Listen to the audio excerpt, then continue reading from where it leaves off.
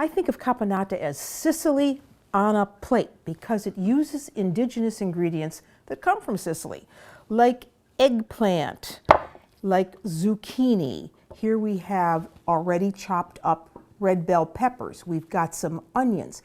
And the trick to making a good caponata, which all I can say can be described as a Sicilian sour and sweet salad, is that it is absolutely delicious and it is a classic from Sicily.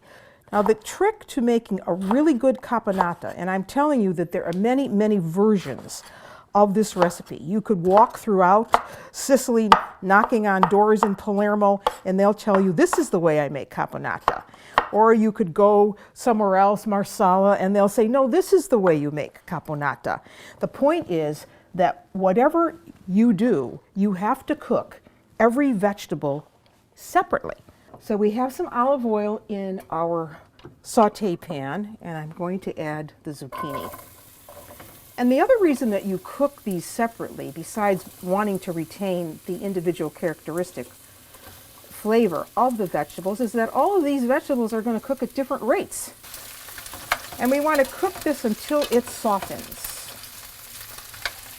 You can see that the zucchini is taking on a little color now, so that's what we want. We want it to get soft, but we don't want it to be mushy. So when it starts to brown a little bit, well then we can take it out into a bowl.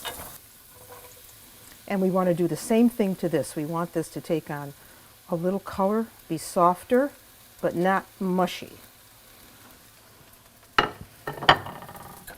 And we're going to give this some salt and pepper. So each one of these vegetables, this is the classic way to do caponata, is to cook each one of these separately.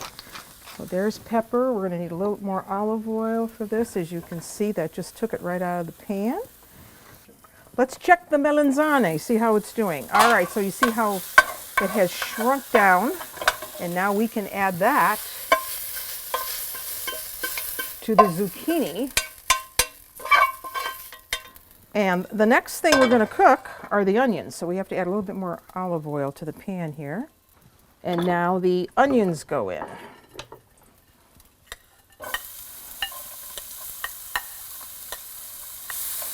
All right, we want to soften those onions just to take on a little color.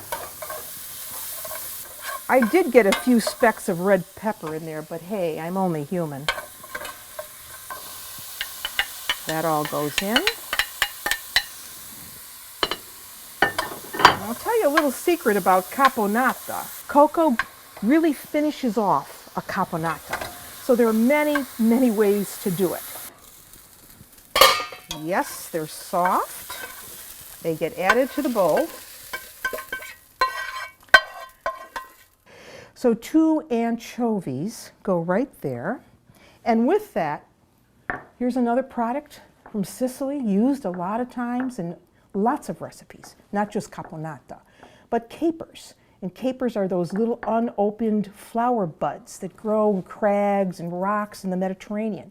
They have a sour, puckery taste, but they're perfect in this dish. So I'm going to add them right here with the anchovies.